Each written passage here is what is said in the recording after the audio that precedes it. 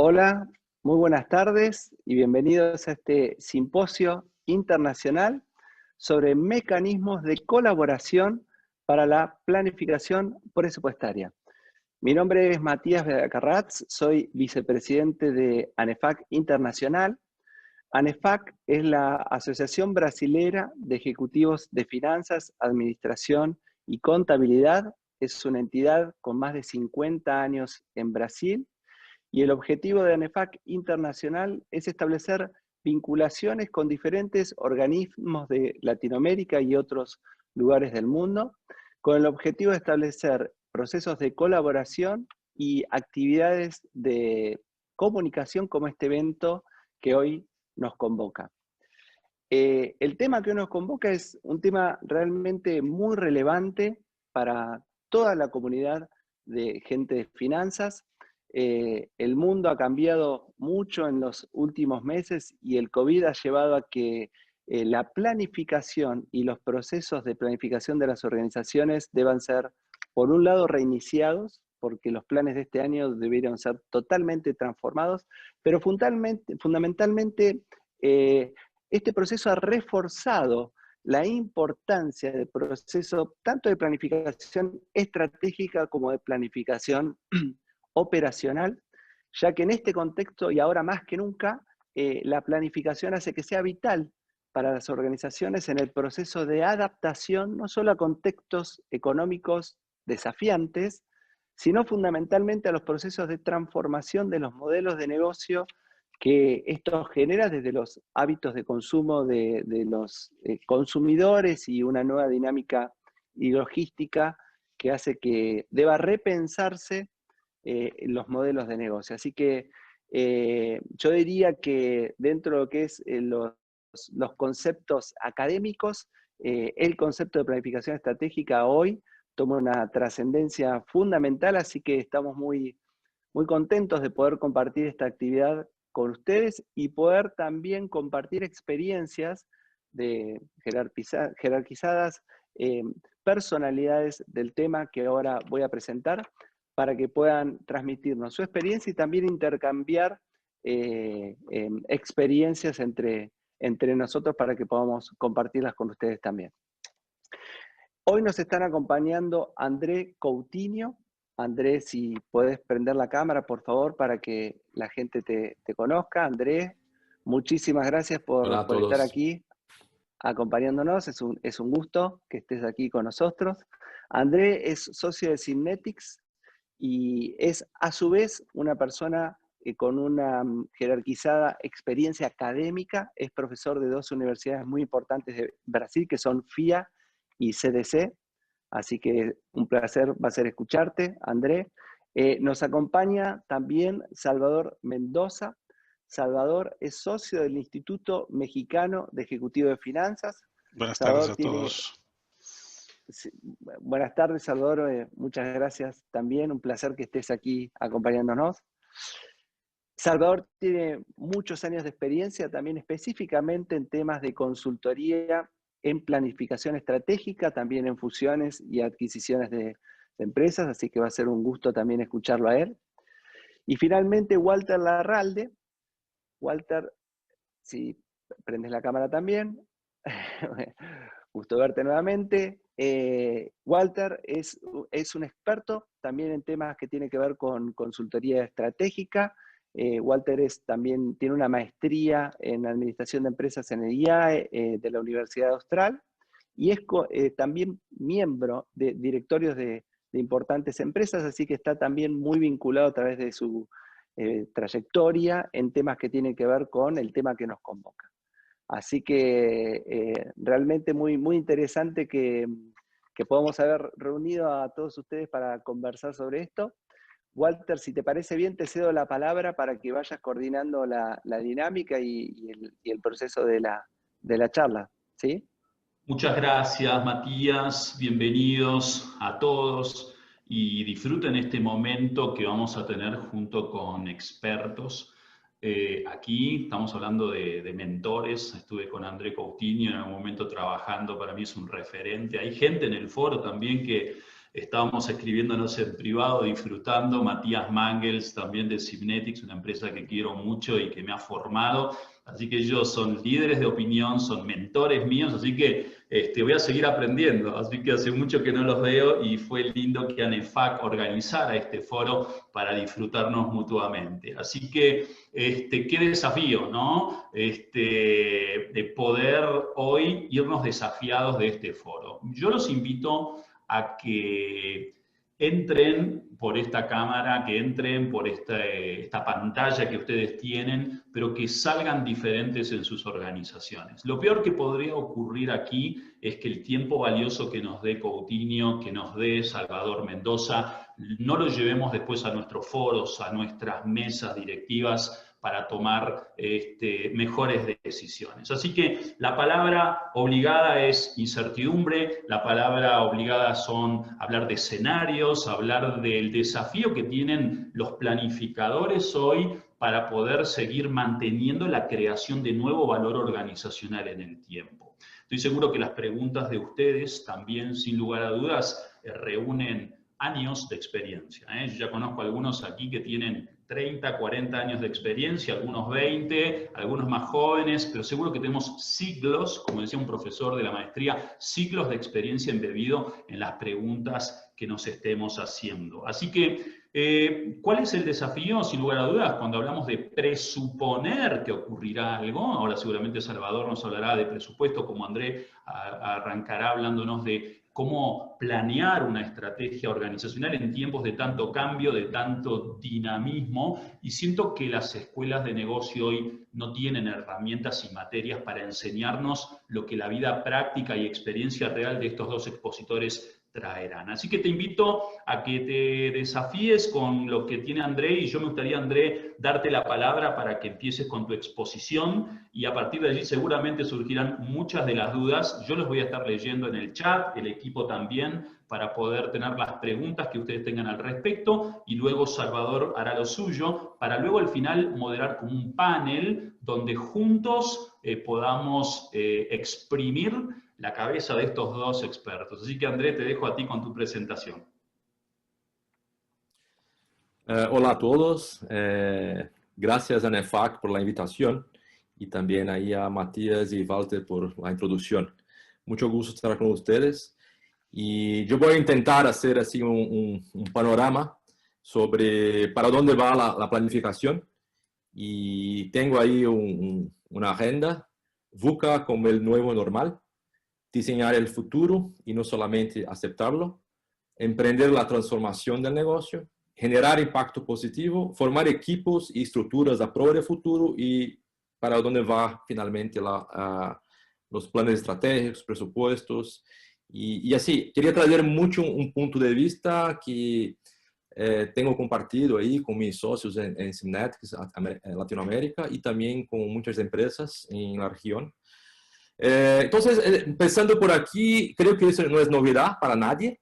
2020 es la prueba viva que estamos viviendo, esta volatilidad, esa incertidumbre, y lo más importante ahora es cómo reaccionan los líderes, los gerentes de las compañías. O sea, estamos con una actitud de víctima o de protagonista. Entonces, por ejemplo, adelante por la volatilidad, ¿esperamos que los problemas aparezcan o estamos pensando en los riesgos, nos anticipando? En la incertidumbre, ¿nos aferramos a los modelos, los procesos que existen, o vamos nos adaptando a los cambios? En la complejidad, ¿enfocamos en los detalles o intentamos mirar el big picture? ¿Qué está pasando con la pandemia, con los cambios que vamos a tener ahí los próximos años, con un nuevo presidente americano? O sea, detalle o big picture. Y finalmente la ambigüedad, ¿ignoramos eso o buscamos la diversidad justamente para potenciar la innovación y el futuro? ¿Sí? Y para diseñar el futuro, que hoy se habla mucho, necesitamos de una visión, necesitamos de un propósito, necesitamos nos adelantar. El futuro en verdad ya está entre nosotros, solo no está bien distribuido. Hay semillas del futuro por todo lado. hablando de tecnología, hay como millones de tecnologías emergentes, desde nano, bio, inteligencia artificial, robótica, o sea, eso ya está hace muchos años y claro que el ritmo es exponencial, las cosas hoy, los ciclos son muy cortos y ¿qué nos cabe a nosotros en cuanto líderes de las compañías? El valor futuro, más que incrementar lo que conocemos, tiene que ver con transformar en lo que no conocemos. Había en los años 70, me acuerdo bien, había una gráfica de Shell, la compañía petrolera, y cuando después de la crisis del petróleo, la empresa Shell decidió poner como objetivos y metas de 40, 50 años adelante.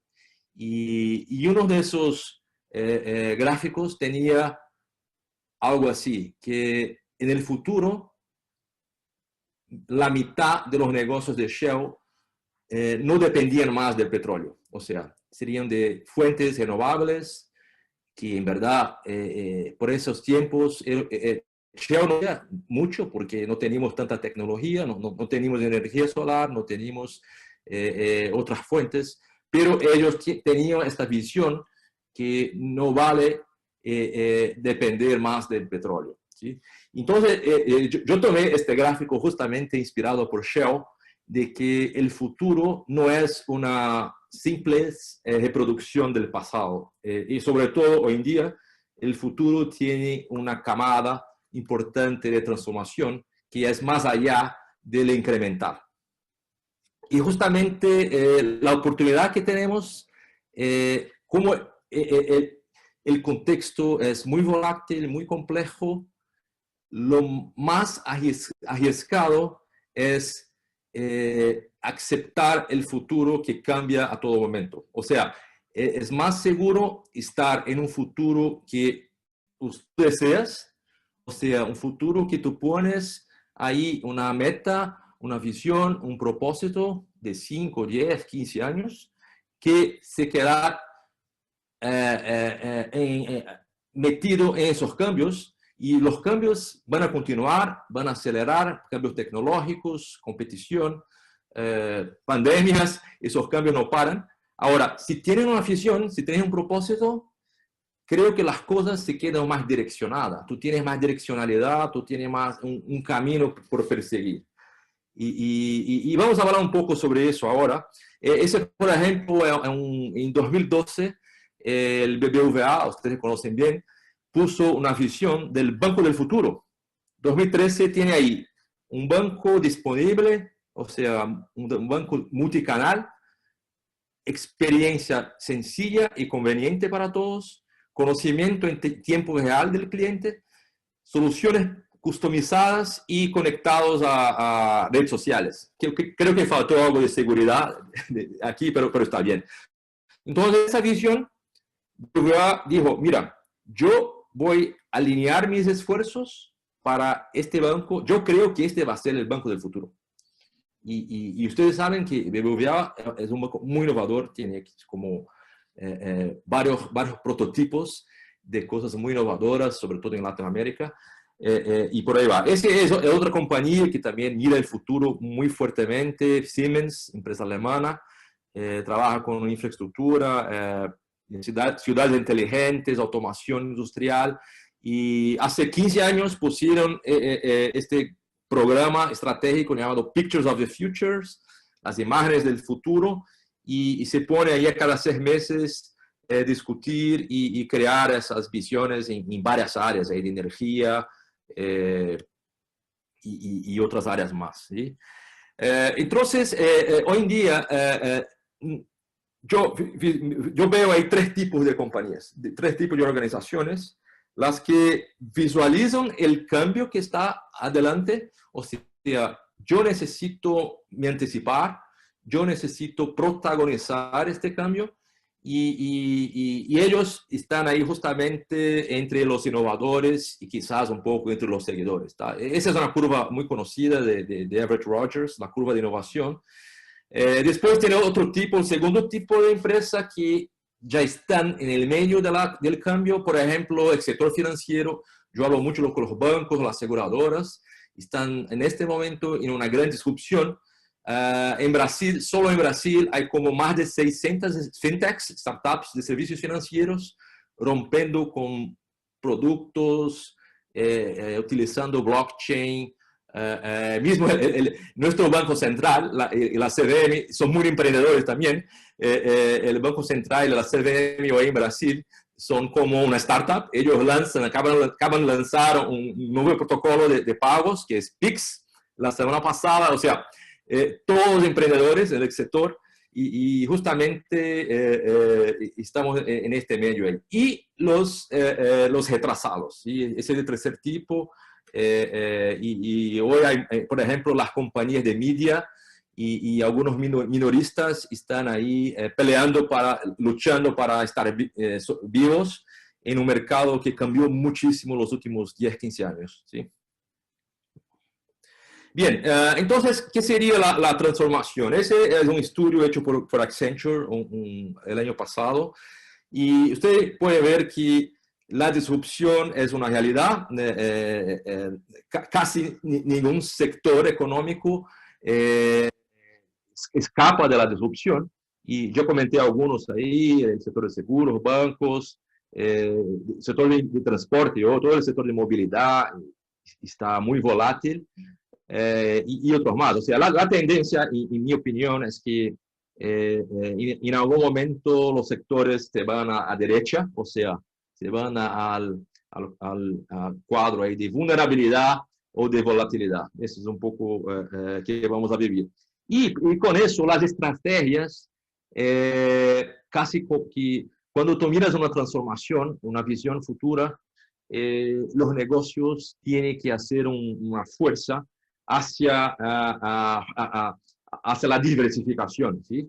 Hace más o menos 15, 20 años se hablaba mucho de foco, que el secreto de éxito de una compañía era el foco, y hoy en día es muy difícil hablar en foco, porque yo voy a hablar más adelante, necesitamos más de un portfolio de negocios y un portfolio y quizás un portfolio de experimentos, porque hay que pensar hoy como un negocio, como un venture que está testando nuevos productos y testando nuevas tecnologías, más que un modelo fijo de negocios y que va a incrementar en el tiempo. O sea, la dirección del cambio es del core para allá del core y quizás allá del negocio, ¿sí? Es un camino y aquí un poco del Pareto, ¿sí? Tener tus presupuestos en proyectos y líneas de negocio que son más o menos en promedio, ahí 70% del core, 20% allá del core, adjacencias, y 10% totalmente fuera del negocio. Ejemplo, me gusta mucho ese ejemplo. Creo que todos nosotros ya tuvimos esos navegadores GPS. Eso me acuerdo bien cuando lanzaron el Google Maps y después el Waze. Yo tuve que sacar eso y poner, no sé dónde están esos navegadores, pero yo tengo dos y están ahí en algún lugar en mi casa. Y en 10 años, esa compañía Garmin fue capaz de se transformar completamente. Hoy es un negocio de smartwatches y vestibles, wearables, y supo leer con maestría los cambios y se reinventar. O sea, una compañía que en 10 años se reinventó totalmente con mucho éxito, ¿sí? Y claro, Amazon, que es quizás el ejemplo de todo lo que estoy hablando un poco, una empresa que muy difícil de definir quién era ese monstruo, porque ellos están hoy en día en casi todo. Son bancos, son logística, son media, producción de películas, hacen un poco de todo hoy en día. Y también son tecnología, web services. Sí. Muy bien, aquí yo quería traer un mensaje que empezó muy fuerte el año pasado y este año se queda como casi como un tema, uno de los quizás 3 temas más discutidos en los boards, los consejos de empresas, que es el tema de impacto, ¿sí? Entonces, hay un consenso global. Claro que hay gobiernos que no están de acuerdo con eso, pero en general hay un consenso que el capitalismo necesita de una reinvención. Y el marco que se quedó en los años 70 con Milton Friedman, con el capitalismo de shareholder, de accionista, está se transformando más y más en el capitalismo de stakeholders, o sea, las partes interesadas. Y hace 2 años, el presidente del mayor fondo de inversión que conocemos, que es BlackRock, dijo que el capitalismo necesita de contribuir positivamente a la sociedad. Y este año, aún más específico, dijo que el riesgo climático es un riesgo de inversión. O sea, las compañías que no están preocupadas con inclusión social y reducción de carbono en sus planes, tienen problemas adelante. Y con ese movimiento, BlackRock y otros bancos como Goldman Sachs y también varios gobiernos, sobre todo en Alemania, Holanda, Suecia y varios otros países, están muy serios con eso. Se habla hoy en día de Green Finance, finanzas verdes. O sea, los inversionistas están obligando a las empresas a tener compromisos de impacto positivo, sea social o sea ambiental.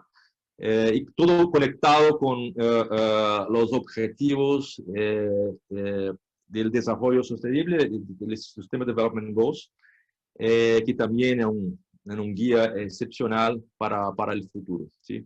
Ahí está el statement, la declaración de propósito de la corporación hecha el año pasado por más de 200 presidentes de empresas. Incluso Natura estaba ahí en Estados Unidos, Jeff Bezos y varios otros, justamente declarando este compromiso con stakeholders. Es casi como un mapa estratégico 2.0 para donde todas las compañías deberían mirar ahí los próximos 10 años, ¿sí? Y lo interesante es que todo eso tiene mucho sentido económico, ¿sí? Por más que hablemos de inclusión social,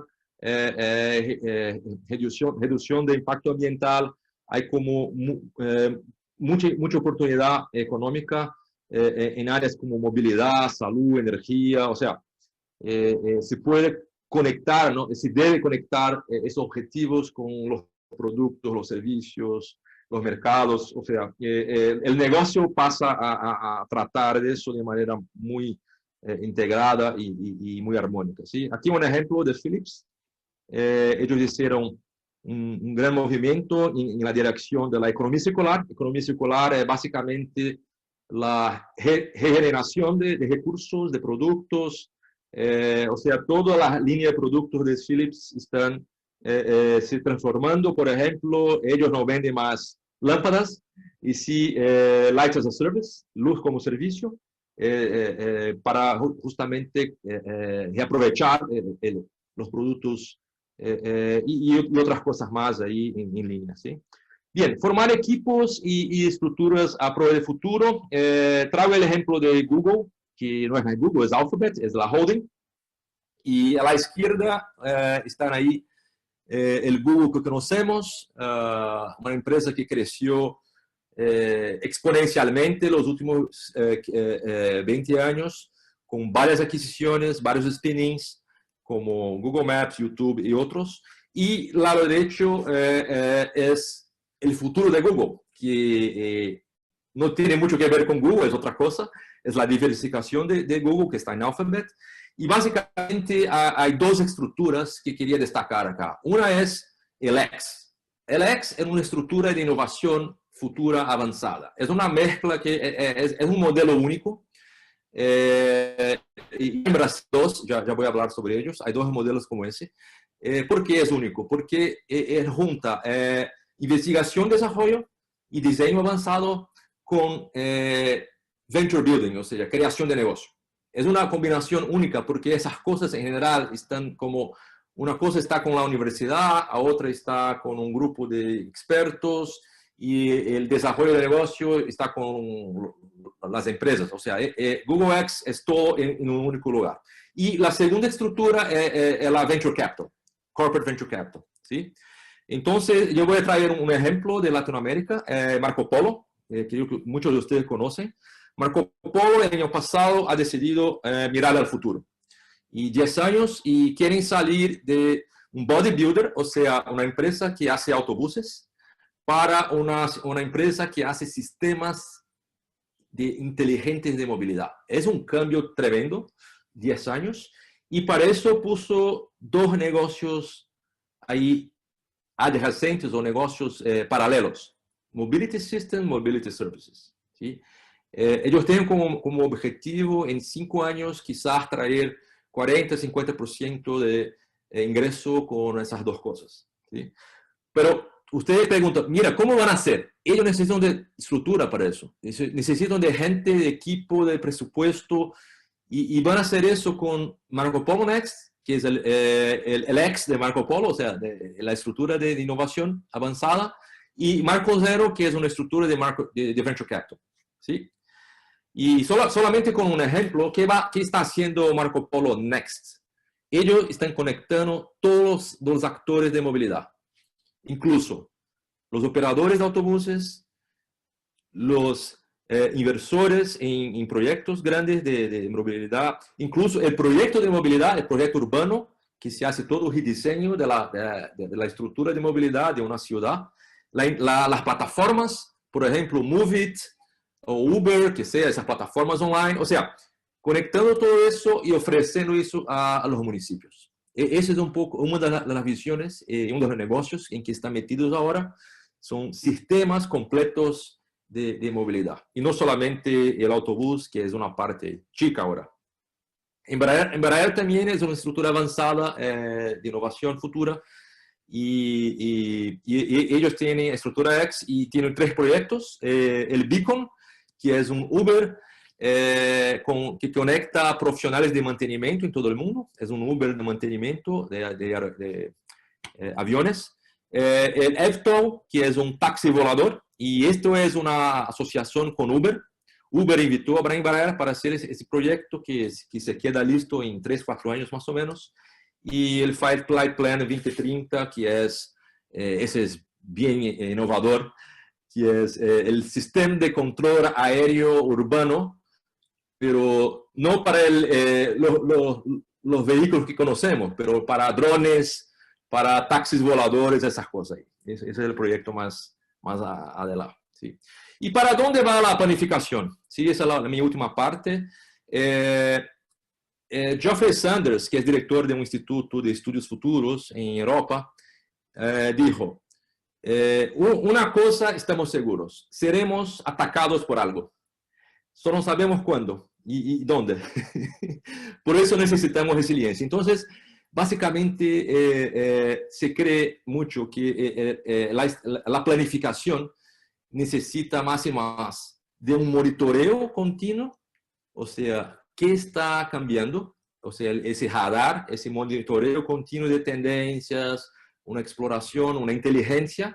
Esto es el radar. El segundo es, necesito de una excelente gestión de riesgos. O sea, necesito me defender porque yo voy a ser atacado por todo lado. Necesito una gestión de riesgo para quizás anticipar algunas cosas y cuando ellas aparezcan que yo tenga un buen plan de mitigación. Y el tercero es necesito atacar. O sea, necesito atacar con visión de futuro, con innovación, con nuevos negocios, ¿sí? Eso es el modelo para donde va y en ese sentido, la hipótesis que yo quería traer, que no es solo mi hipótesis, pero de varios expertos en estrategia, es que el plan, la planificación está evolucionando para dos cosas o dos modos. El modo de futuro, que es el de foresight, que trata de un propósito, de visiones de futuro, de compromisos con stakeholders, y también con esas líneas de investigación, desarrollo, diseño y nuevos negocios. Y corporate venture capital, disculpa. Eso es el foresight. Eso es un modo. Y el otro modo es el presupuesto de un año se mezcla con el plan estratégico, que para algunas empresas 3, 4, 5 años. O sea, esas dos cosas se transforman en un business plan dinámico, en un plan de negocio, en que el primer año de este business plan dinámico es el presupuesto. ¿Ok? Entonces, hay varios cambios ahí. Quería traer solamente algunos. Más flexibilidad, más contingencia. O sea, se trabaja más con objetivos y key results, que son OKRs. Mucha experimentación para después escalar. Una gestión estratégica de riesgos de todo eso. Un scanning del ambiente. Inteligencia de los clientes. Y en términos de ejecución, un portfolio, una buena gestión de portfolio, laboratorio de innovación y equipos ágiles, ¿sí? Entonces, esa es un poco la hipótesis y quizás ya veo ahí algunas empresas sacaren la figura de un plan estratégico y están tratando de, mira, yo tengo un plan de negocio y una visión estratégica futura. Esas dos cosas, ¿sí? Y ahí está, por ejemplo, cómo funciona ese proceso de planificación estratégica, ese nuevo modo. O sea, es todo basado en identificación de problemas y generación de posibilidades y soluciones hipotéticas o experimentos, ¿sí? Esa es una propuesta hecha por Roger Martin de Rotman en Toronto. Y básicamente es un modo de planificación mucho más experimental, mucho más iterativo, ¿sí? Y también muy importante es una mirada de los negocios hacia una visión de portfolio. O sea, así como tenemos la visión de portfolio de inversiones en el sector financiero, más y más yo veo más fuerte esta mirada de que todo lo que hacemos necesita de una mirada de riesgo y de potencial impacto de resultado, pero una mirada de portfolio. O sea, necesitamos siempre de, no sé, si tengo 10 productos, tengo que mirar esos 10 productos como si fueran 10 negocios. Y así trabajar que, no sé, quizás 7 de los 10 negocios no funcionan, otros 3 funcionan mucho. Es más o menos así que funciona Amazon, por ejemplo, con sus, no sé, 30 negocios. Hay muchos negocios que no generan plata y otros que son como cash cow, como Amazon Web Services, que generan un montón de plata para Amazon, ¿sí? Muy bien, esa es mi dirección y estoy a disposición ahí de ustedes para el panel. Gracias y espero ter cumprido ahí con el horario. André, muchas gracias. Muy interesante y sin lugar a dudas las preguntas están sobre la mesa, ¿no? Lo que decíamos es hasta dónde estos temas son para entretenernos un rato o para llevarlos realmente a la mesa directiva. La pregunta es, ahora donde todos están haciendo ese famoso presupuesto en este quarter del año, donde están todos desesperados tratando de planear el futuro, de presuponer qué es lo que va a ocurrir a futuro.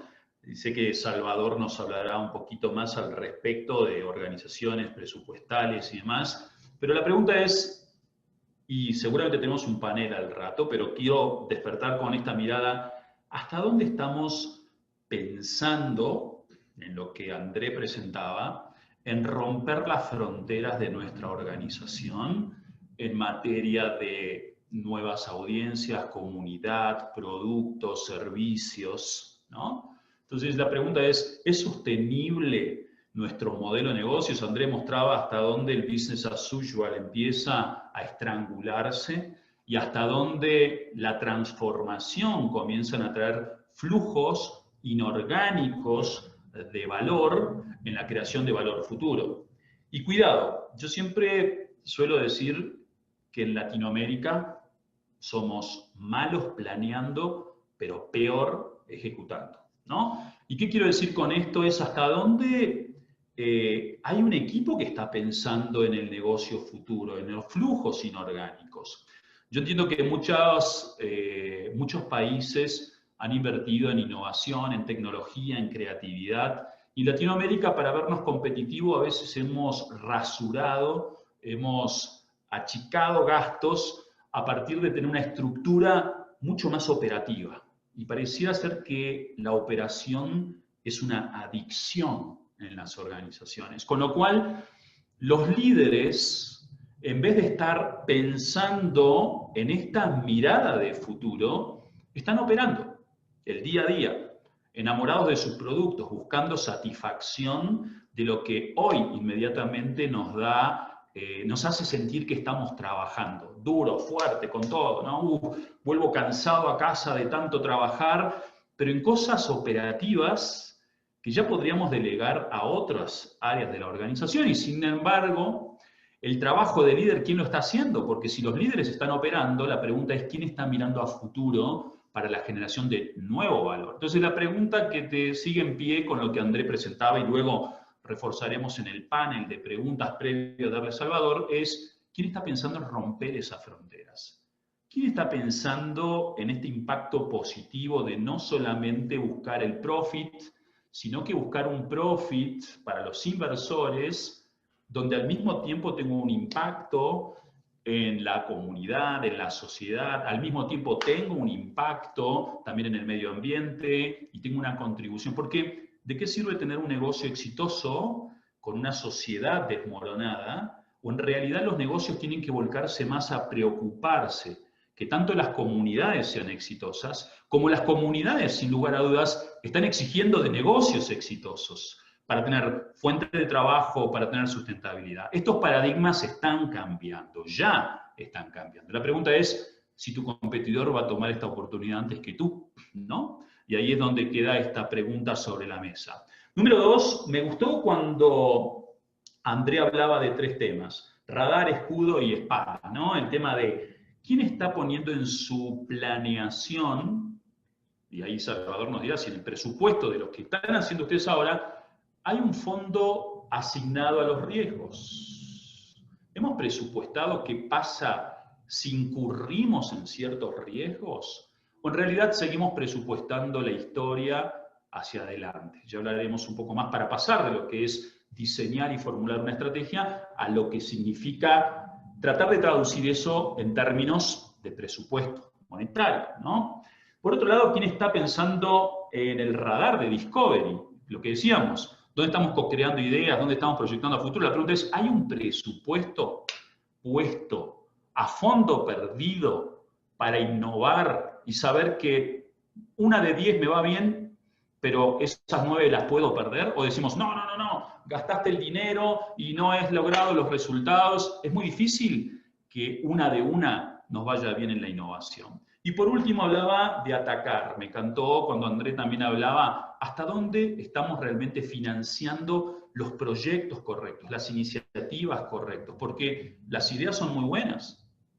Y como decía, ¿no?, alguno de nuestros famosos gurúes, ¿no?, que por una idea te pagaría 5 centavos, llevarla a la realidad una fortuna. Bueno, sigue vigente este hombre después de su famosa frase. ¿Hasta dónde decimos es una buena idea? Bueno, necesito $100.000. Cric, cric.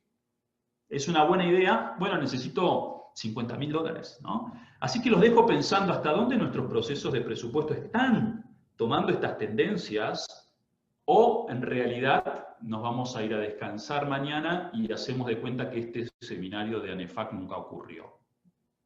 Los dejo entonces con Salvador, que nos va a hablar ahora de otro tema, cómo toda esta idea inorgánica, todo este pensar estratégico también se ve o no traducido en nuestros modelos de planificación operativa o de presupuestos. Salvador, gracias.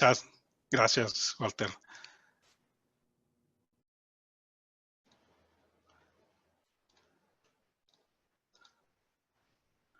Bueno, yo les voy a hablar ahora de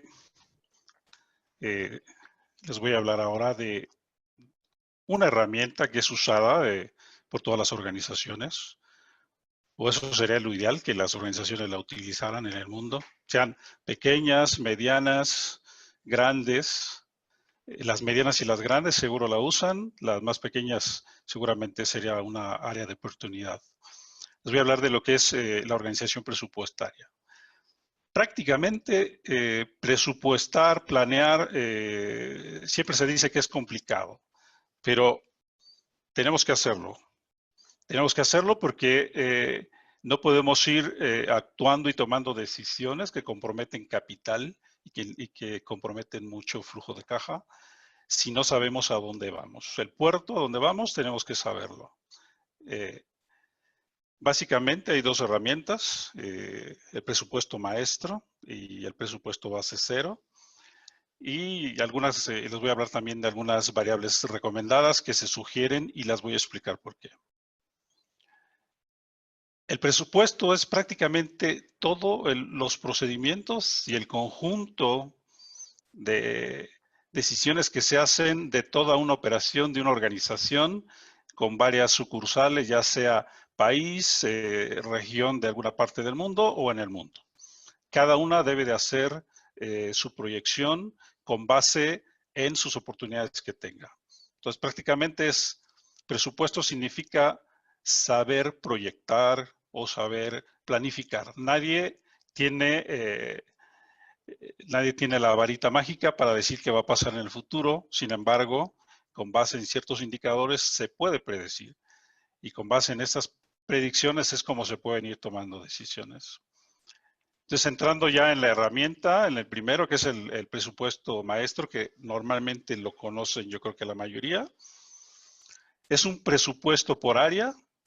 Si hablo de una empresa de manufactura o una empresa de comercialización, todo el mundo tiene que saber o tiene al menos una herramienta de cómo analizar sus ventas.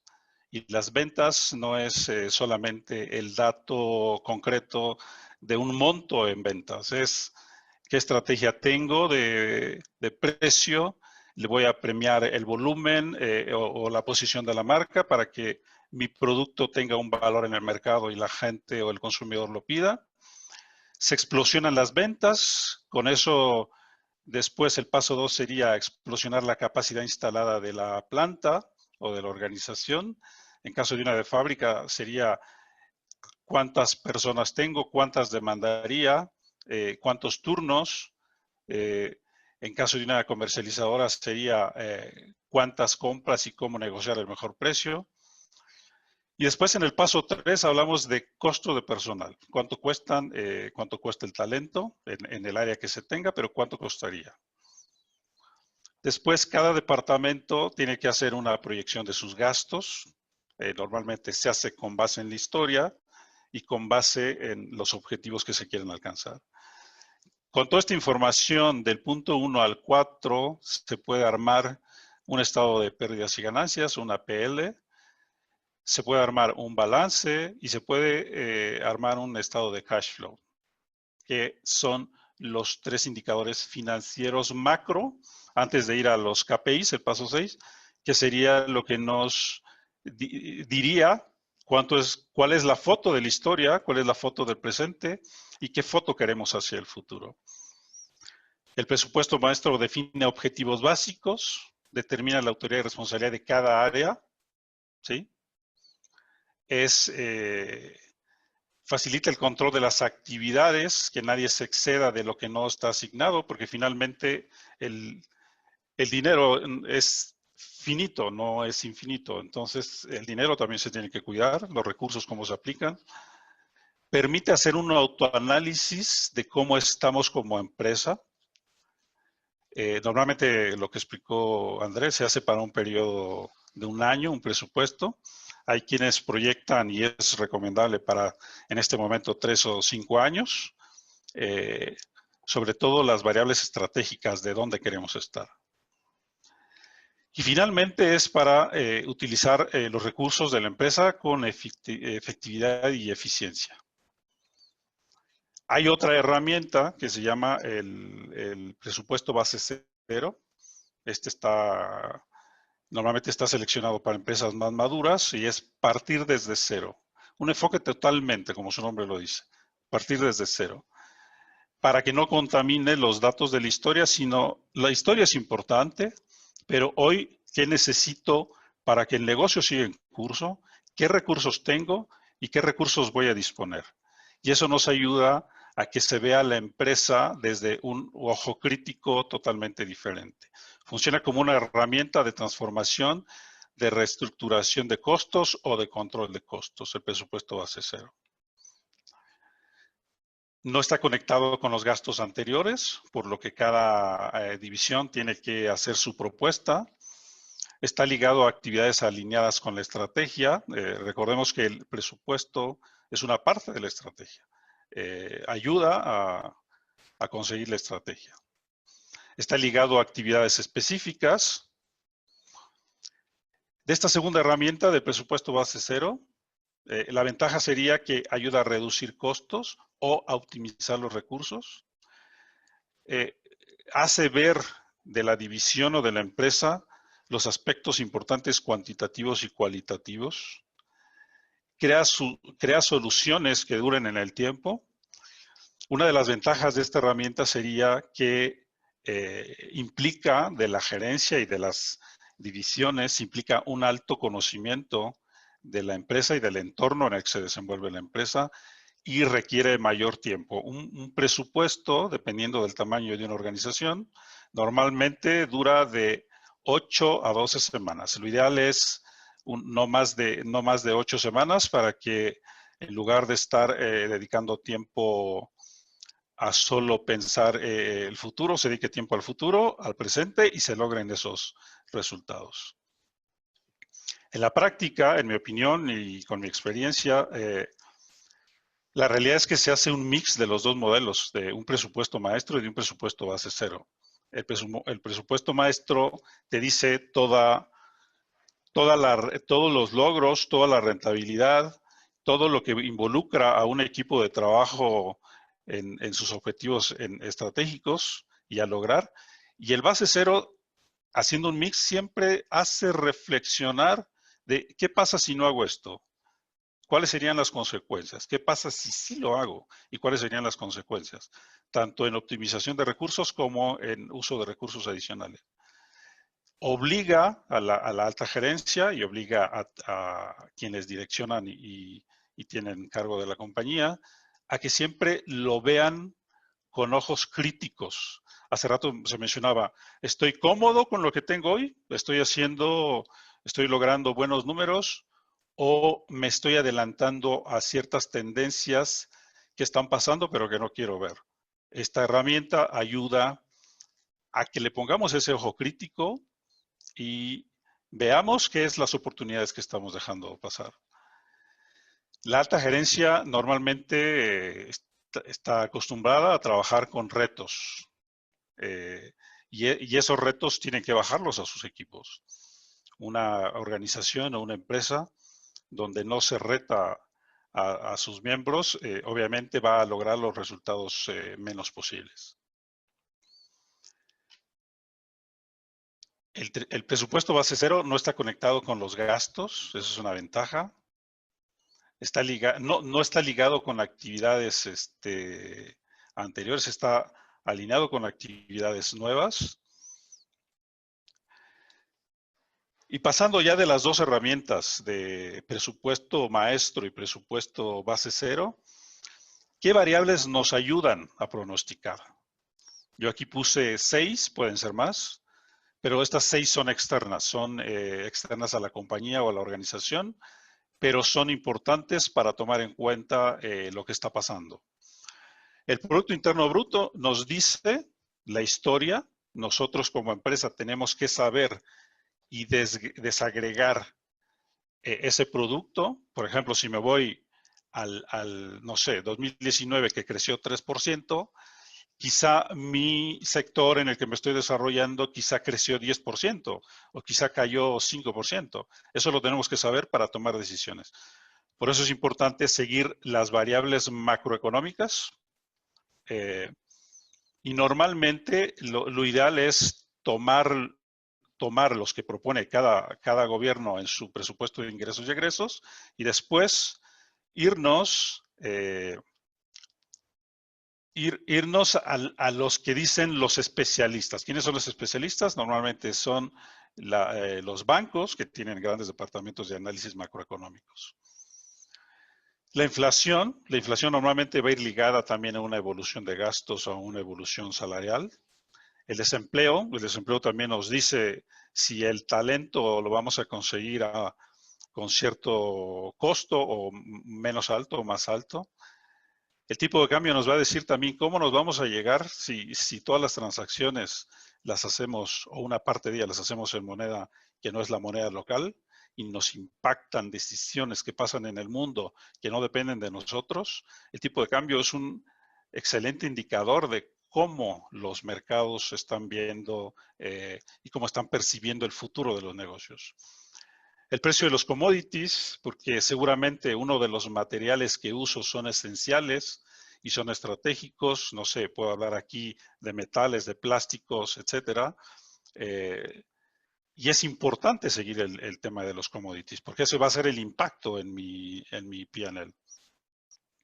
El costo del dinero, es importante conocer cuánto va a costar allegarme de recursos en caso de que tenga que pedir crédito a los bancos, o en caso de que tenga que abrir líneas de crédito, o en caso de que tenga excedente, también si ese dinero va a ser rentable o lo tengo que invertir en otro tipo de inversión donde me dé mayor o nos dé mayor rentabilidad. El presupuesto maestro o los presupuestos nos dicen que tenemos que saber cuál es la evolución de ventas, cuál es la evolución de mi mercado. Tengo que dividir si la tengo por segmento, por tipo de producto, por tipo de familia. Tengo que conocer o tenemos que conocer a la competencia. Tenemos que saber dónde está la competencia, qué posición tenemos. Dependiendo de esa posición que tengamos en el mercado, y ahí sí tenemos que ser críticos, porque son las decisiones que vamos a tomar. Aquí ser pesimista u optimista no juega a favor. Tenemos que encontrar un mix adecuado para encontrar las oportunidades que queremos dejar a la competencia o que debemos de tomar a la competencia. Es importante siempre las relaciones con clientes y proveedores. Puede ser que detectemos que alguien que no consideramos nuestro cliente esté siendo el cliente final que no estemos atendiendo. Debemos ver cuáles van a ser los impactos de crecimiento que van a hacer al país, a la región, a la zona país o al mundo, según las decisiones que se estén tomando. Y después, cómo van a ser esos canales de cómo vamos a poner esos productos con nuestros clientes. Todo esto entra dentro de una herramienta que es el presupuesto.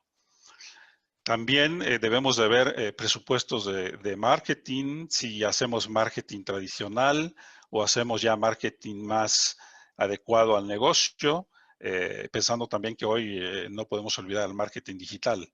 El marketing digital ya tiene varios años y también tenemos que dedicar un presupuesto.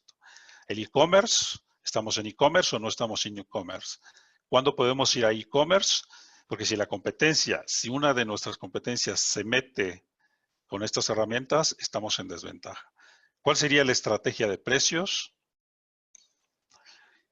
¿Y qué variables vamos a juntar para ver si le estamos agregando valor a la empresa o es un sueño solamente o es una realidad? Finalmente es la PL, el estado de resultados, el EBITDA, la utilidad y el flujo de caja, ¿sí? El EBITDA y el flujo de caja nos dicen cuánto le estamos generando valor a la organización. El control interno, las normas de cumplimiento, que hoy en el mundo casi todos los países ya están adoptando el tema de la IFRS. Tenemos que tener un análisis de riesgos. No hay negocio, desde mi punto de vista, no hay negocio con riesgo cero. Todos los negocios tienen un riesgo, pero ninguno tiene un riesgo cero.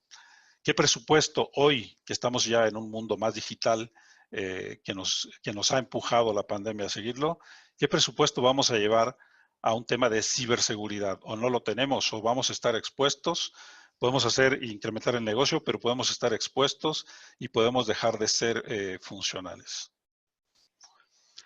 Mi recomendación es siempre hacer 3 escenarios. Hacer un escenario central, un escenario con el que nos vamos a medir que sería el más correcto de acuerdo a las posiciones y a los recursos que tiene la empresa. Y hacer un escenario optimista, no tan optimista, o sea, cuando yo hablo de un mercado optimista, estoy hablando de un escenario central a un escenario optimista de más 10 o 15%, y un escenario pesimista que sería también un menos 10 o un menos 15. ¿Para qué sirve estas herramientas? Sirve para tomar decisiones rápidamente cuando se esté dando uno de los escenarios. El presupuesto normalmente se revisa y se le da seguimiento de manera mensual.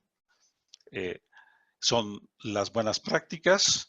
Otras prácticas tienen un equipo para esto y lo van haciendo de manera semanal. Pero hoy todos sabemos los indicadores diarios. Cada día llegamos a la organización y sabemos dónde estamos posicionados en ventas, en efectivo, en obligaciones.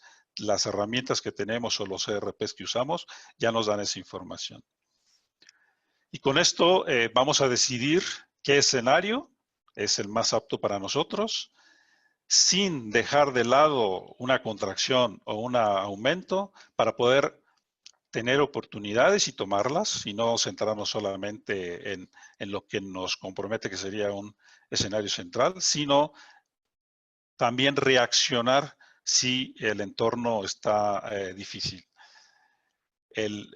Cuando digo difícil es que cada país puede cambiar de acuerdo a los resultados dependiendo del mercado en el que se desenvuelvan. Si yo pongo un ejemplo de México, en mi opinión, las elecciones en Estados Unidos es algo que estamos siguiendo. La transición es algo que estamos siguiendo porque incluye en las variables externas que nosotros no controlamos, pero sin embargo sí nos están afectando.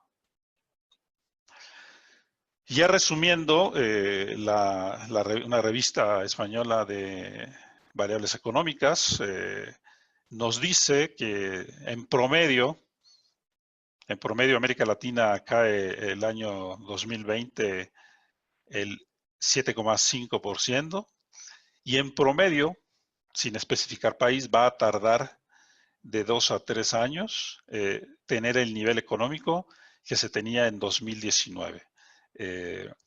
Depende de cada país, depende de las políticas que se tomen, pero finalmente esto depende, llevándolo a un terreno particular, depende de la estrategia y las decisiones que tome cada organización.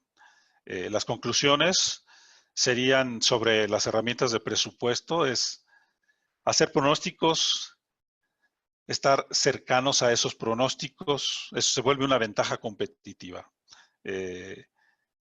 Permite la revisión de la estrategia, lo que se planteaban en las reflexiones y en las preguntas, sobre qué estamos haciendo. ¿Estamos haciendo números? ¿Estamos gestionando el pasado y el presente? ¿O estamos trabajando para construir el futuro? Aquí se revisa también el presupuesto y los números nos dicen por qué camino vamos.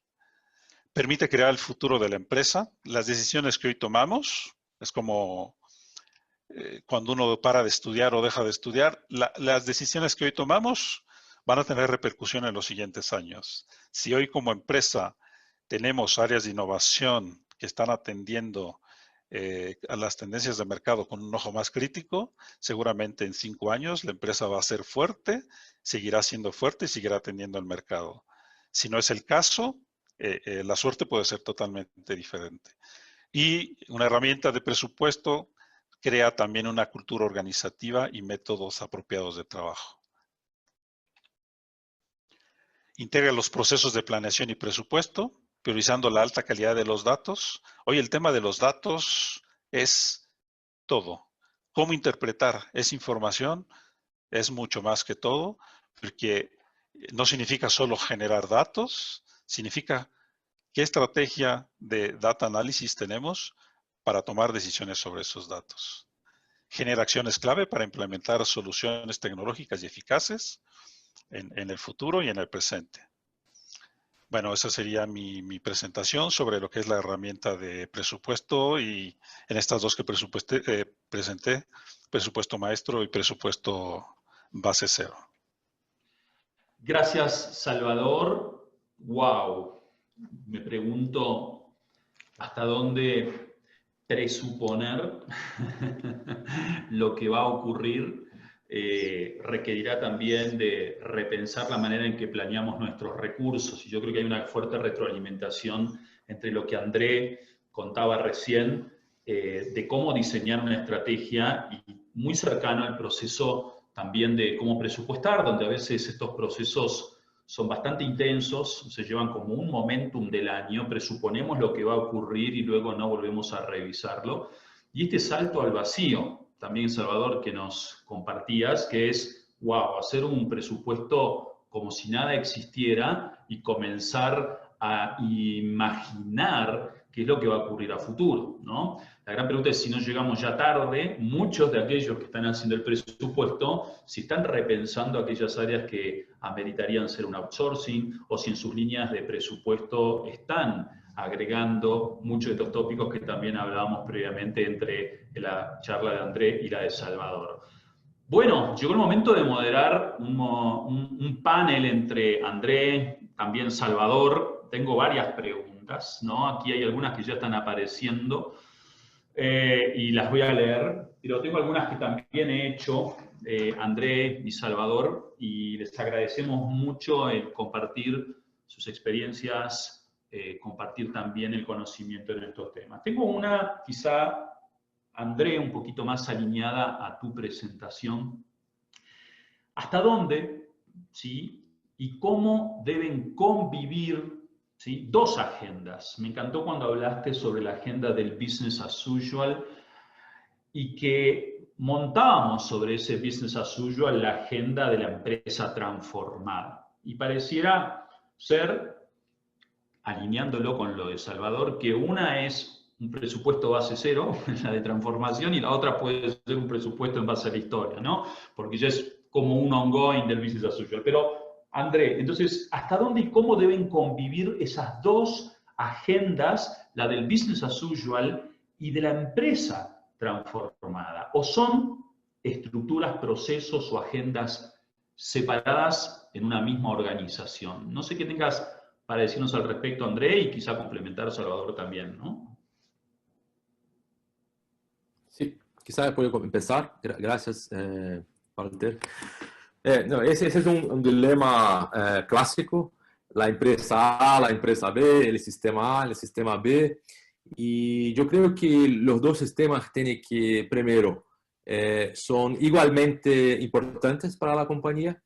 El sistema es un sistema generador de caja, tiene que tener salud para generar los recursos y para que el sistema B pueda hacer inversiones y cuyo resultado es más a mediano o largo plazo. O sea, el sistema B tiene una característica de más experimentación y funciona más como un laboratorio de experimentos y que, como usted bien puso ahí ahora poco, algunos experimentos de éxito y otros ni tanto. Entonces, ahora, ¿cómo convivir los dos? ¿Sí?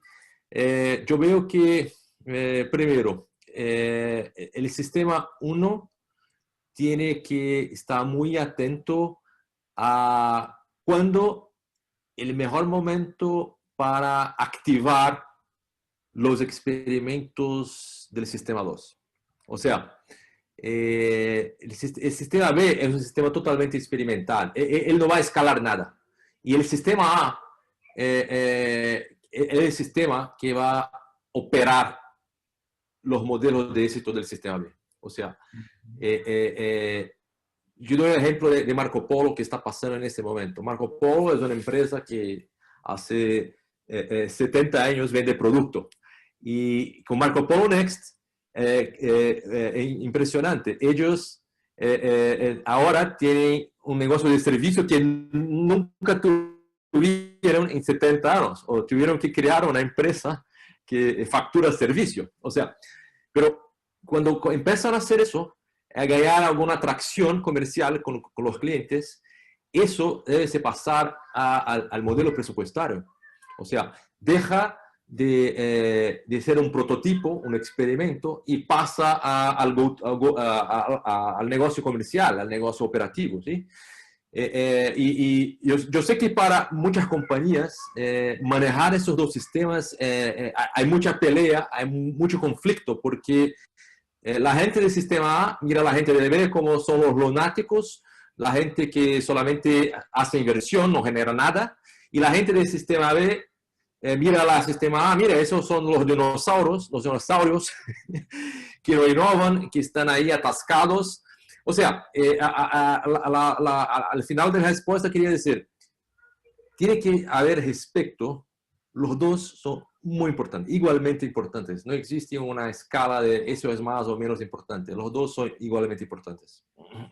Muy bien, gracias André querido. No sé, Salvador, si te ha tocado también estas organizaciones que hay toda una fase de innovación nueva, y hablaste parte de estrategia, y otro que es un business as usual mucho más tradicional, que continuará también, aunque se haga un presupuesto base cero, ¿no? Gracias, Walter. Me han tocado las dos y no sé si es coincidencia, pero siempre el innovar y tener áreas de innovación, las compañías que he visto, su posición en caja es increíble. O sea, no como Apple, obviamente, pero curiosamente todas las empresas que ponen en su cultura y en su estrategia la innovación, tienen recursos financieros para ellos mismos administrarlos. Las empresas que no lo ponen como una prioridad y que siguen gestionando solamente el negocio como tradicionalmente lo hacen, siempre, en mi opinión, están teniendo problemas para generar los recursos. Wow. Entonces, la respuesta, en mi opinión, sería que gestionar la operación, gestionar la innovación, inclusive algunos tienen KPIs de cuánto de la cifra de ventas hacen sobre nueva tecnología o nueva innovación, están viendo siempre más 2 décadas hacia adelante. No es fácil, pero hay gente que tiene esas habilidades. Muy bien, Salvador, gracias. Esta pregunta también quizás es más para ti, Salvador, que la hizo Roberto. Pregunta Roberto sobre el tema de Latinoamérica y especialmente en el presupuesto Brasil. ¿No sería prudente considerar un presupuesto tributario? ¿Cómo se va a comportar las cuestiones de los impuestos, sobre todo en el país? Yo creo que Brasil, como también en otros países de Latinoamérica, se discuten en el Congreso los cambios en el sistema tributario, ¿no? ¿Cómo considerar eso dentro de las variables? Buena pregunta sobre el sistema tributario. Es trascendental. Finalmente, los fiscos son socio de los socios más exigentes, que la tasa puede ir del 25 al 35% en promedio. Es muy importante, cuando yo mencionaba uno de los indicadores, que es el flujo de caja, ahí se va a ver el impacto. Es importante considerar, la respuesta sería, es importante considerar los impuestos tributarios. Okay. Salvador, gracias. André, me hablaste un poco del caso Marco Polo y me encantó, y me da a luz una pregunta que es, ¿cómo gestionar en la disrupción, ¿sí? En esta disrupción de cosas, como decía, los dinosaurios versus los negocios nuevos, ¿no? Esa transición en un management que no está acostumbrado a gestionar cosas que jamás vieron en sus organizaciones, ¿no? Imagínate que viene una planeación que trae cosas novedosas y resulta de que históricamente el padre de familia o los grandes dinosaurios no sabían gestionar esta nueva realidad porque eran de la era prehistórica. ¿Cómo gestionan esa transición de management de líderes que deberán incorporar aquellas cosas de estos volados que hablabas, ¿no? Sí. Sí, eso es básicamente, yo creo, uno de los principales desafíos de los recursos humanos de las empresas y sobre todo, claro, del CEO, ¿sí? Esa es la pregunta número uno de los CEOs, cómo manejar un equipo en la transformación, ¿sí? Y en verdad no existe una silver bullet, una bala de plata, pero hay así un conjunto de medidas. Creo que una, claro, es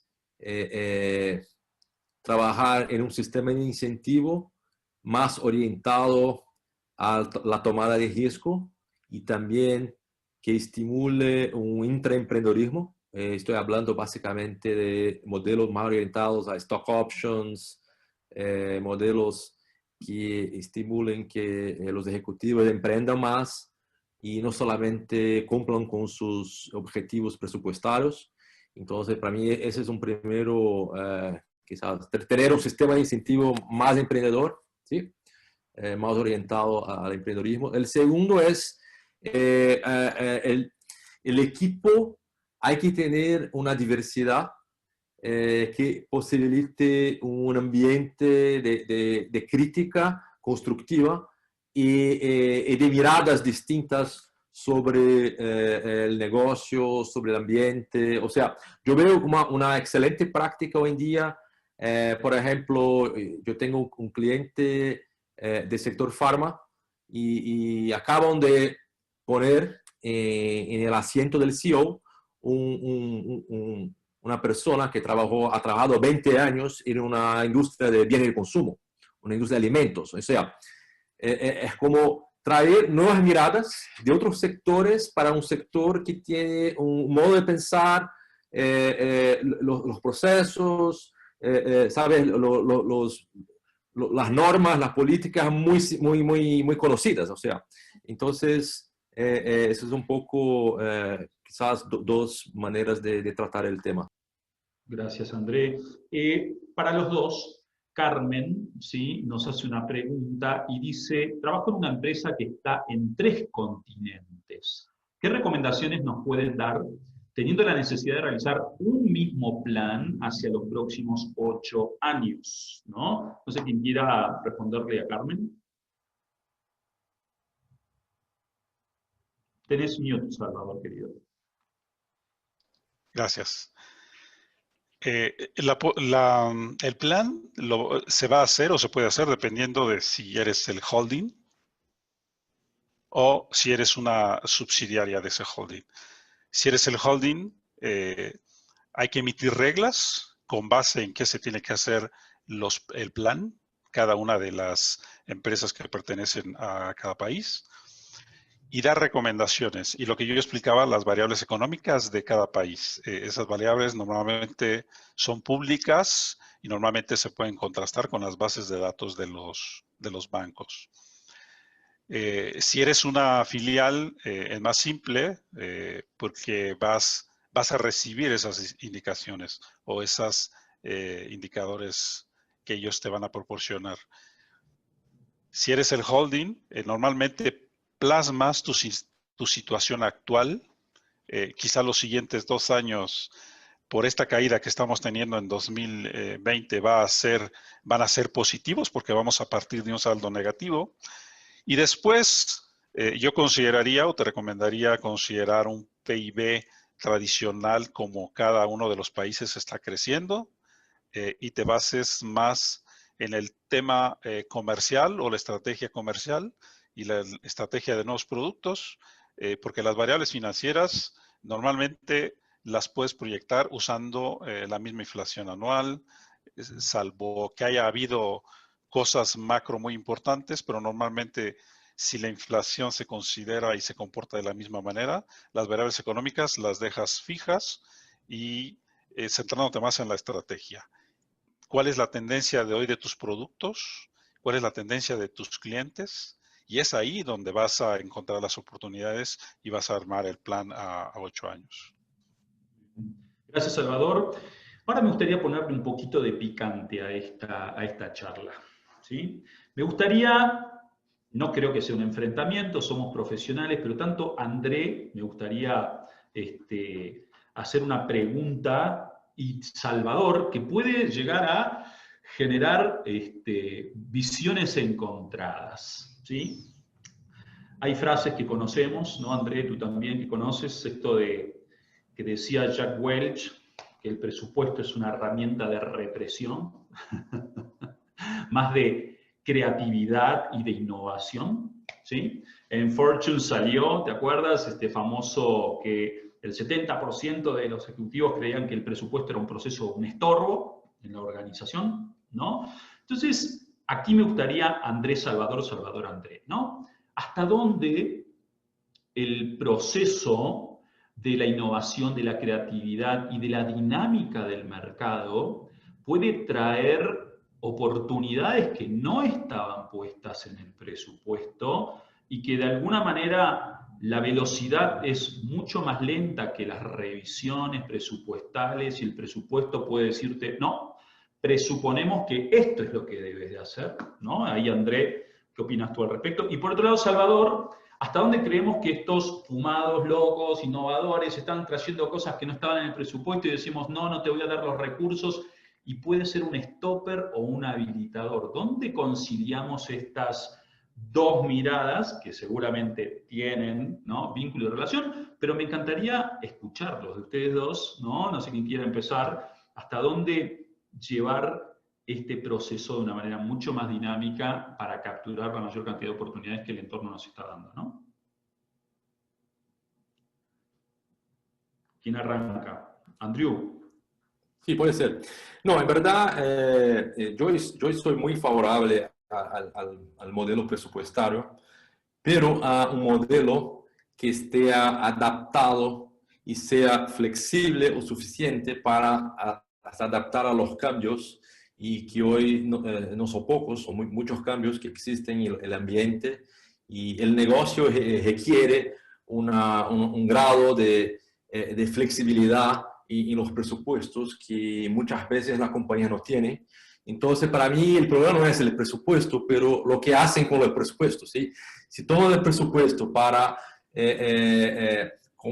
congelar los gastos, las inversiones, se ponen metas muy duras que no se puede cambiar, o sea, las empresas ahí sí se quedan con baja margen para hacer cambios y como tú comentabas, ¿no?, ahora ahí, o sea, para quizás tomar una oportunidad de mercado que esté ahí adelante, o no sé, hacer una inversión en un nuevo producto, un nuevo mercado, o sea, para mí el presupuesto que más adaptativo, ahí sí, pero sigue siendo un presupuesto, sí, o sea, es mucho más a la forma en que él está utilizado por las empresas y también por los consejeros, los consejos, ¿sí? Porque al fin del día todo empieza con la manera como los boards también trabajan con los ejecutivos, ¿sí? Que están cobrando y que están controlando y monitoreando todos los años. Salvador. Bueno, el señor Jack Welch fue una eminencia, hizo todo el valor agregado y el crecimiento del Grupo G. Entiendo que no es solamente él, mucha gente que no está metida, muchos ejecutivos que no están directamente en el área de estrategia o en el área financiera, lo ven como un método de presión hacia los resultados.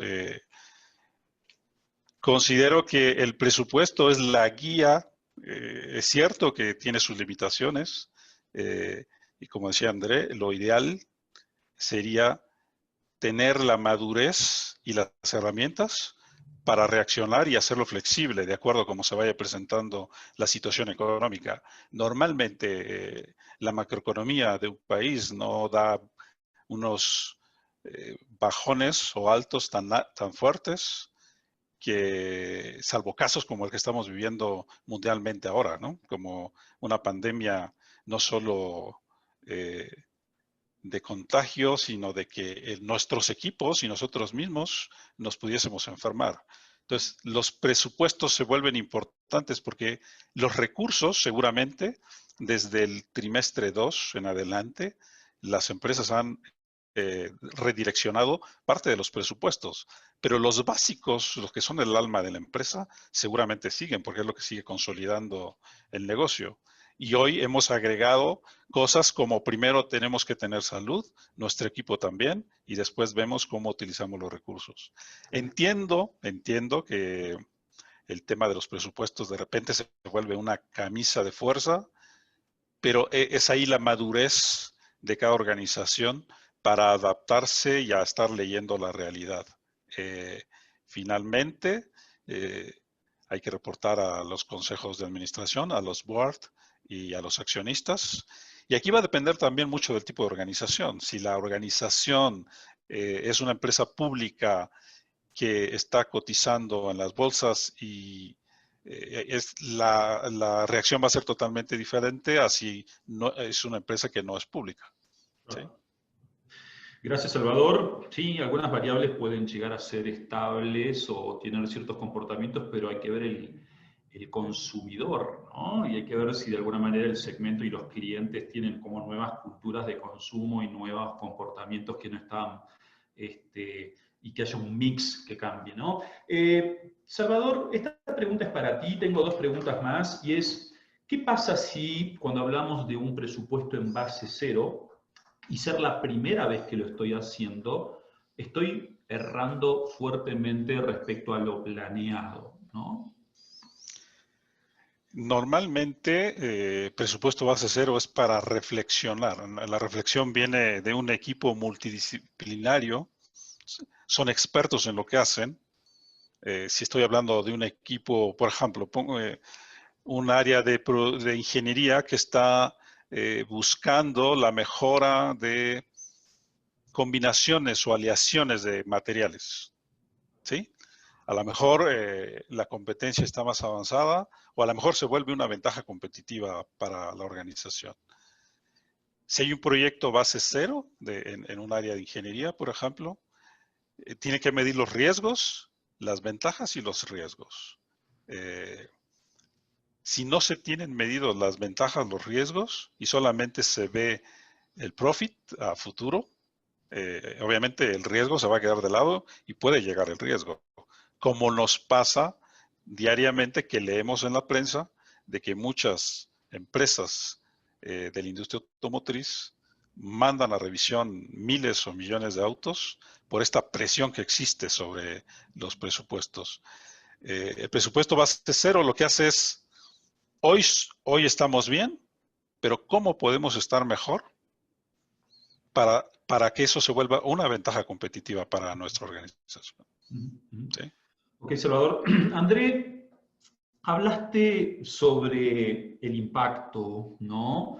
Y hablábamos de que hoy las organizaciones están buscando también o preocupación sobre sociedades más sustentables, sociedades exitosas que permitan que el negocio tenga cierta sustentabilidad en el tiempo con consumidores que también sean exitosos, ¿no? Con el impacto al medio ambiente y cuidar el entorno de las organizaciones, ¿no? ¿Cómo quitar la mala fama de que, o la poca adherencia que ha tenido estos movimientos de impacto que quizás tenían mucho foco en la ecología y que de pronto Estados Unidos no se adhería a estas iniciativas y de pronto en Latinoamérica hubo muy baja adopción? Y yo sé que ahora el tema de impacto puede llegar a traer una mirada más inclusiva y diferente, pero ¿cómo romper ese estigma que tiene cuando uno habla de impacto y de sostenibilidad, con la connotación de que antes era ser buenos vecinos, ¿no?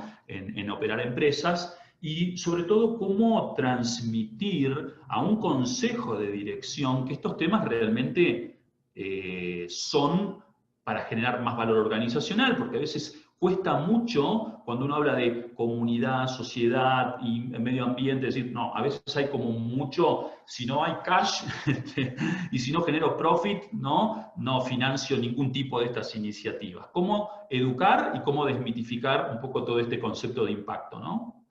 Sí, no, muy gracias por la pregunta. En verdad, lo que pasó los últimos 20 años Es así.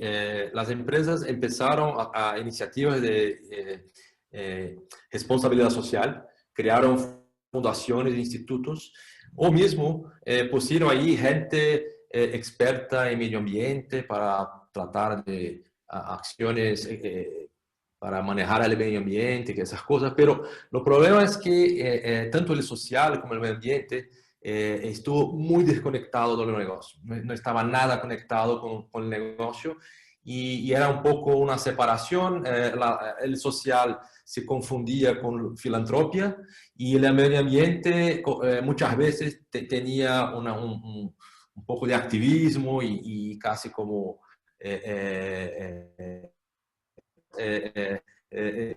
los ecologistas que están ahí peleando para mejorar. O sea, no había una discusión consecuente sobre el negocio. Y lo que pasó ahí en los últimos años es que el social, inclusión social y impacto ambiental ahora es un tema de gobierno. O sea, esto ha llegado en los consejos y además los inversionistas están tratando de poner eso en sus criterios de inversión. Acabo de recibir en este momento, hace 30 minutos, un report que va a salir ahí en la próxima semana. Es un relatorio sobre Sustainable Investing. O sea, son un conjunto de bancos en Europa que está tratando de poner criterios muy claros para inversión y también para préstamos. O sea, solo van a hacer inversión o prestar para empresas que tienen esas inversiones socioambientales. Y para mí, yo veo mucho más como una gran oportunidad, porque ahora integrando el económico con el social ambiental, el negocio, las empresas tienen, y claro, el consumidor está más consciente, ¿sí? No era así. El consumidor, de alguna manera, él valoriza más y más productos, servicios y empresas que están con esta mirada, ¿sí? Entonces yo veo, para mí, deja de ser una obligación y pasa a ser, para mí, es una oportunidad. Ok, gracias André. Y quizá una pregunta más, y con esto agradecerles el tiempo a ustedes, ¿no? ¿Hasta dónde estamos o no de acuerdo con que el dinero en realidad es infinito, no finito? Y lo que falta en realidad son buenas ideas. Bueno, yo creo que el dinero en todas las organizaciones, en todas las personas, el dinero es finito. Los únicos que no quiebran o si quiebran se reinventan son los gobiernos. Las organizaciones no tienen esa ventaja. Por eso es importante cuidar el dinero de las organizaciones y las personas. Finalmente, los gobiernos lo que hacen es crean o se inventan nuevos impuestos, aplazan la deuda, la alargan, la prolongan, pero no quiebran. ¿Sí? Finalmente, el contribuyente que siga haciendo actividad les va a seguir pagando mensualmente y anualmente los impuestos. Entonces, tomando en cuenta que el dinero es finito, los recursos tienen que ser cuidadosamente cuidados. Si yo pusiera un ejemplo, el ejemplo que uno genera admiración, la cantidad de cash que tiene Apple, por ejemplo, que tiene el equivalente a X países de América, a cierto número de países de América Latina, es todo ese conocimiento y toda esa creatividad que han tenido, finalmente se ve ahí, ¿no?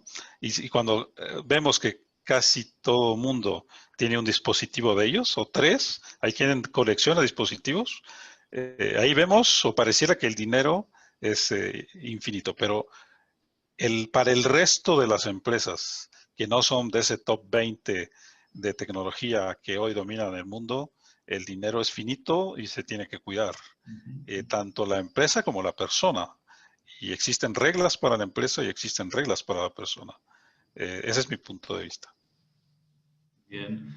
André, en esto de Venture Capitals y de pronto de ideas, de recursos, cuéntame un poco, a ver qué opinas tú de esto. Yo veo que me parece que hay un escenario ahí más y más en Latinoamérica en que tenemos tasa de interés muy baja y un poco de inflación. En Brasil todavía estamos con mucha inflación, casi 25% en los últimos 12 meses. Entonces, es una situación en que hacer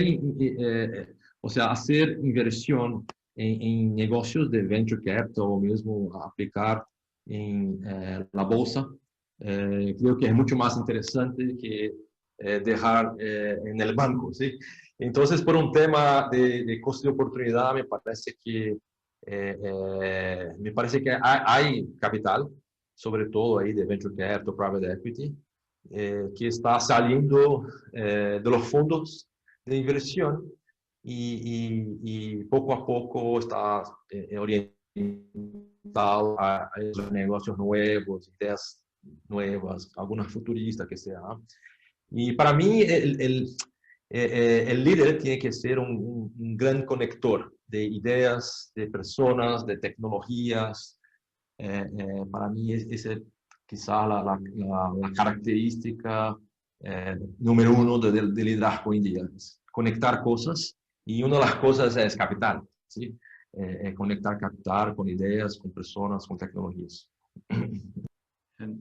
Bueno, la verdad que gracias, André, me encantó, Salvador, este tiempo. Estoy seguro que las audiencias que están aquí también se habrán llevado muchas ilustraciones de estos temas, y me gusta terminar a veces estas pláticas. No sé cuántos conocen Matrix, la famosa película, ¿eh? ¿Se acuerdan que había en un momento, para aquellos millennials que no lo vieron, en realidad tú no estabas comiendo una hamburguesa, tú estabas teniendo un estímulo en tus neuronas que te decía que lo que estabas comiendo era una hamburguesa, pero en realidad estabas conectado en un saco de proteínas y una cosa así, si se acuerdan, hasta que viene alguien que te desconecta y te dice, esta es la realidad, ¿no?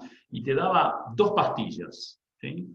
Una de ellas era que si tomabas esa pastilla, al otro día, al amanecer, tú advertías que la hamburguesa no era real y que estabas en un mundo conectado, ¿no?, de proteínas y al servicio de otros intereses. Y si te tomabas la otra, dirías, no quiero saber nada de esto, quiero seguir soñando y creyendo que esta hamburguesa es real, ¿no? Entonces yo creo que aquí los dejo con ese desafío. Salvador y André nos dijeron cosas que nos tomaremos una píldora y sabremos si mañana seguimos operando como de costumbre, o nos tomamos la otra y advertimos que hay nuevas audiencias, nuevas fronteras, nuevos productos, nuevas maneras de hacer el presupuesto. Así que a mí como moderador de este panel fue un placer estar con estos 2 referentes, y estoy seguro que se llevarán ustedes parte de este aprendizaje. Así que los dejo con Matías, y gracias a NEFAC otra vez por invitarme a moderar esta sesión. Fuerte abrazo para todos. Gracias, un placer. Gracias a todos, un gran abrazo.